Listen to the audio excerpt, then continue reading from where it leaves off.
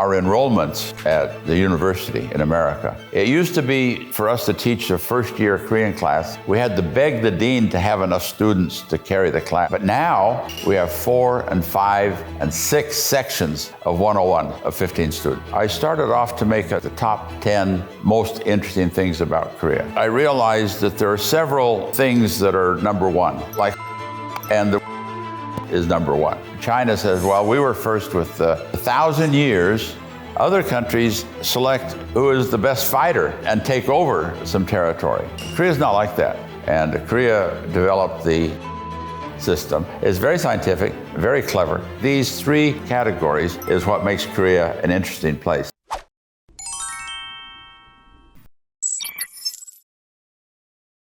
Well, my name is Mark Peterson. I first came to Korea in 1965. Then I left and I came back again. Altogether, in the last 58 years, I've been in Korea for 15, and I'm a professor of Korean history and culture. Retired now, but active with my own YouTube channel.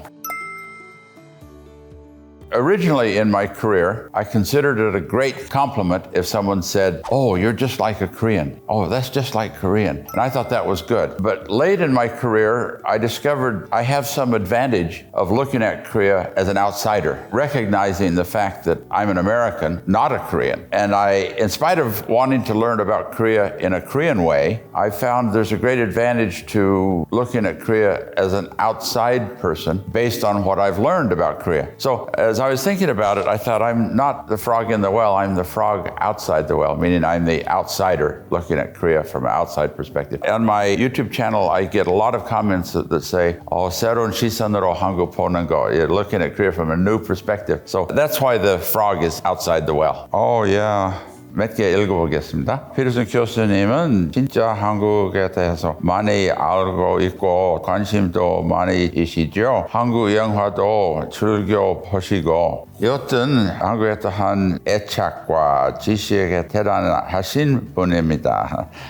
It's kind of awkward to read this praise for myself. 읽어보시라고 하니까 너무나 당연해서 변한 적이 있었던 사실들, 그것을 학자의 관점으로 제3자의 입장으로 외국인의 입장으로 아주 합리적인 압축으로 알기 쉽게 하는 강의 능력으로 보아 엄청난 분이시네. 아주 좋은 말씀인데 마지막 대한민국의 역사를 다시 뒤져보는 멋진 강의였습니다. This person is listening to my lecture. I'm just really pleased to read this kind of comment that people enjoy my lecture, and yeah, it's really fulfilling for me. I really enjoy it. I'm very grateful. I visit Korea quite frequently. Before COVID, in 2019, I had 8 trips to Korea in 1 year. Mostly lectures, some seminars. Yeah, I come to Korea 4 or 5 times a year. What surprised me most first time I came to Korea? The poverty. 가난하다는 거. 사람들이 완전히 가난했었어요. Korea at that time was one of the poorest countries in the world. Just recovering from the war and the privations of the Japanese period. Yeah, that's what struck me most was. But in spite of the poverty, I was impressed with how people were so positive and proud of their tradition and their history. And everybody knew that Korea would become a great country again. You could just feel it. I don't know what motivated me. I was interested in learning more about Korea. I was thinking about becoming a professor. I wanted to teach. One thing led to the next. I graduated from college and applied to graduate school, got into a master's degree, and then decided to do a PhD. What motivated me? I was just following my heart,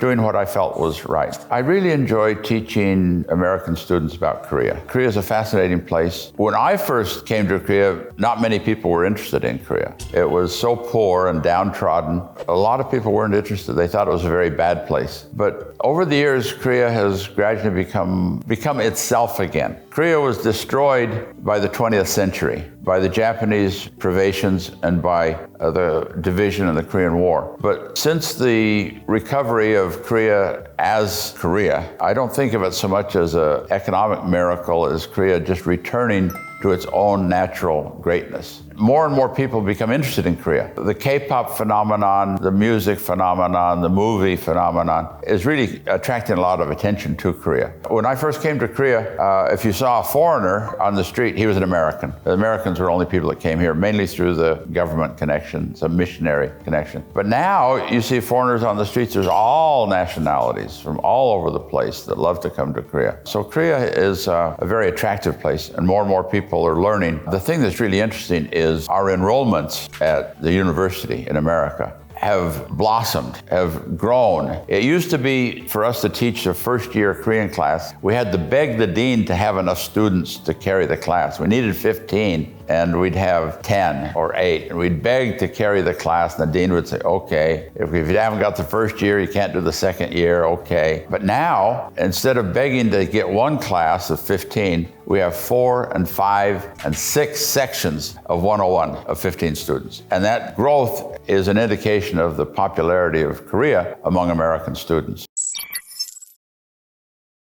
When I did this lecture, I started off to make a top 10 list, the top 10 most interesting things about Korea. As I did it, I realized that there are several things that are number one, like Hangul is number one, and the world's first metal printing press is number one. And the oldest book printed in Korea, the Chikji, oldest book printed in the world, is number one. All these things are the first, so I don't know how to make it 1, 2, 3, 4, 5. And then as I looked at it, I realized that it was a basket. It was a category. I called it a basket. And in this basket, there is Hangul, there is movable type printing, the first in the world. There's the largest printing blocks in the world at Haeinsa. There's the first book printed by metal movable type. There are a lot of other things you can put in this basket, including the huge collections of Munjip, of Confucianism. So you not only have the Buddhist collection, you have the large collection of Confucian writings. And it occurred to me that this basket is a basket for education. And Korea has had a tradition of education that can be measured by these various things. So instead of saying 1, 2, 3, 4, I said these things all belong in the education basket. And then I looked at a technology basket, and I looked at a political basket. And I think these 3 categories with several things in each basket is what makes Korea an interesting place. I was looking at the first and the best of various things, and I came up with these 3 baskets of education, technology, and politics.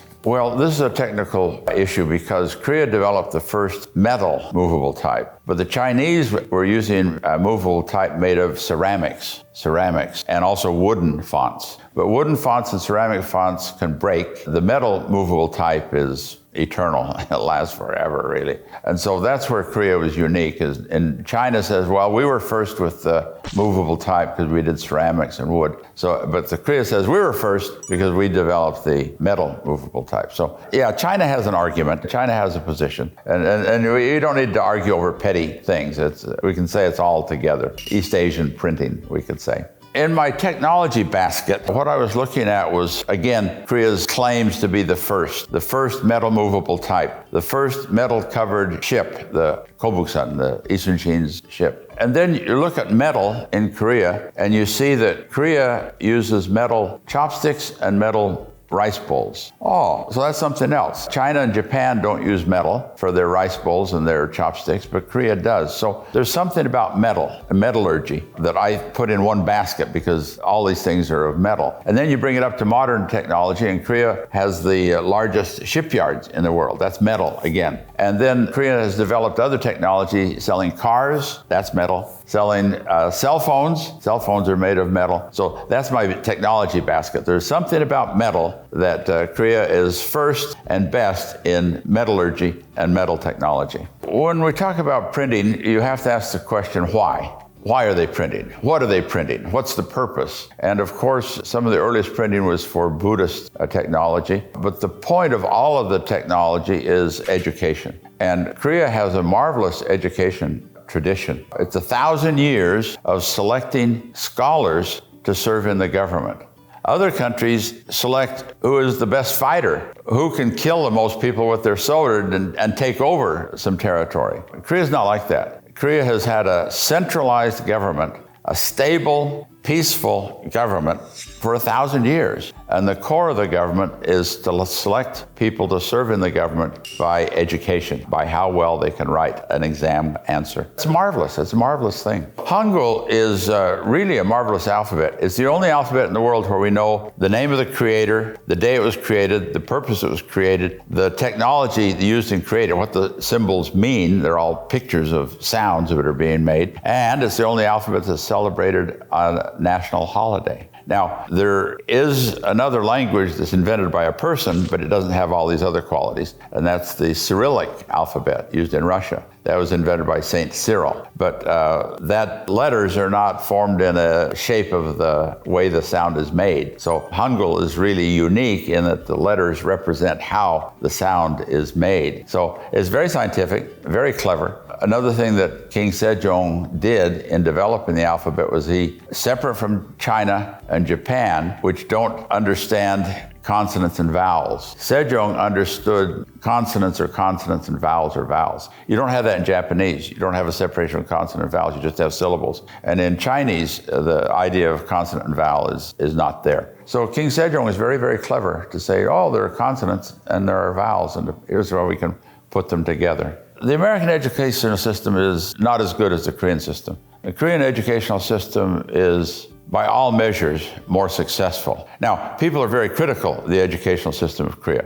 They're critical of it because it's a very precious thing, and it attracts a lot of people's attention, so everybody has their own ideas about education, and Koreans are very critical of their own educational system. But standing back and looking at it, it's a better system than the American system is. It has its problems, it has its pressures, it can fix some things, but still, overall, it's a better system than the American system. Graduation rates is one thing to look at. In Korea, you have to graduate from high school, and most people have to graduate from college. Korea has a higher college graduation rate than the American high school graduation rate. So it's just phenomenal. People talk about Koreans being overeducated and they need to scale down the educational system to have more technology education, and that's true. But as it stands now, I'd rather see people that are overeducated than undereducated.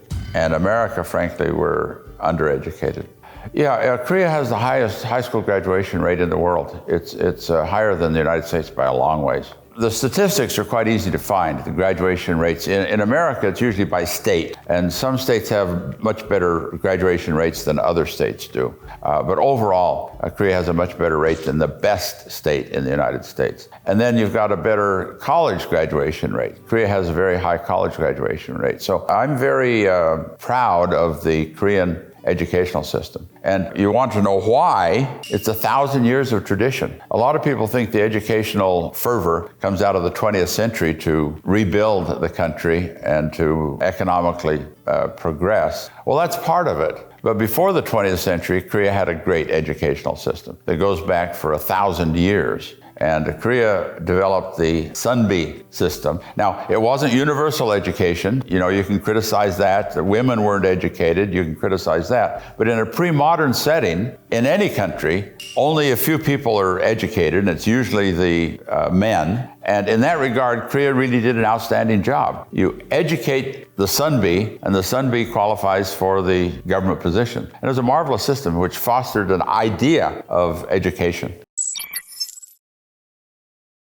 The idea that Korea has had a lot of war and invasions is really a 20th century problem. Korea was truly victimized in the 20th century. I've used the word victimization. I would like to see Korea move away from the victimization view of history, because Korea was victimized in the 20th century, but before that it really was not. Before that you have two major invasions, the Japanese and the Mongols, but you have 250, 300 years of peace in between those invasions. And as the frog outside the well, as I look at this and as I look at Europe, Korea is much more peaceful than Europe. There's several measures of this. The long dynasties of Korea, the fact that the Amnokang, the Yalu River, has been a border for Korea for 1,000 years. There's no border in Europe that has lasted for 1,000 years. So there are various ways of looking at the peaceful tradition of Korea, and I would like to emphasize that more than the war tradition. I think the war tradition is a distortion based on the 20th century.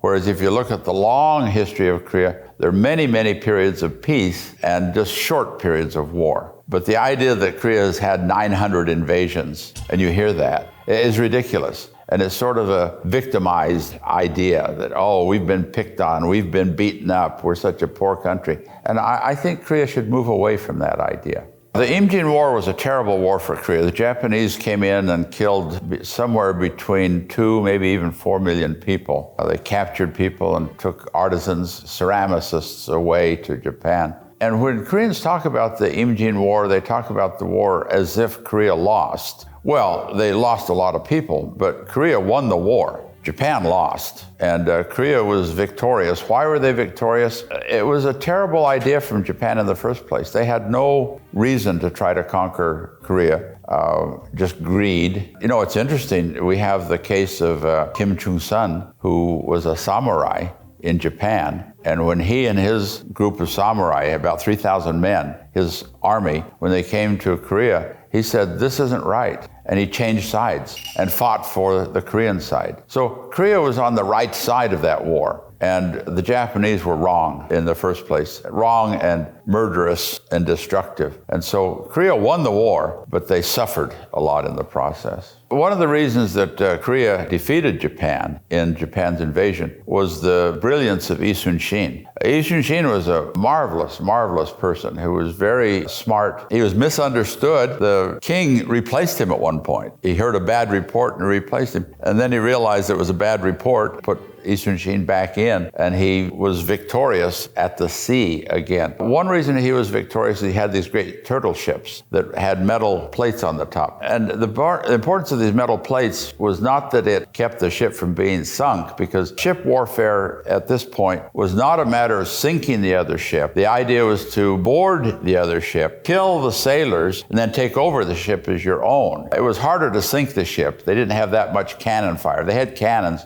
but they used the cannon more to disable the ship and to make the ship immobile so that our soldiers could board the ship and kill their soldiers. That was the idea. And so the metal cover made it impossible for the Japanese to board the ship because everybody was inside. So it was a very clever invention, the world's first metal-covered ship, another first for Korea. But there was also another big reason, and that was that Yi Sun-shin knew the waters. He knew the currents, he knew the tides, he knew where he could trap the Japanese. And he fought with only 12 ships. There was a 13th one that he was able to repair and get going. 12, 13 ships he fought against a huge number of Japanese ships, but the Korean ships were better. We know in the Shilla dynasty, there's a case of a monk, Enin, who travels from Japan to China, and he stops in Korea, and he wants Korean ships. And when he comes back from Japan, or back from China to back home to Japan, he wants Korean ships to sail with him because the Koreans made better ships than the Japanese did. So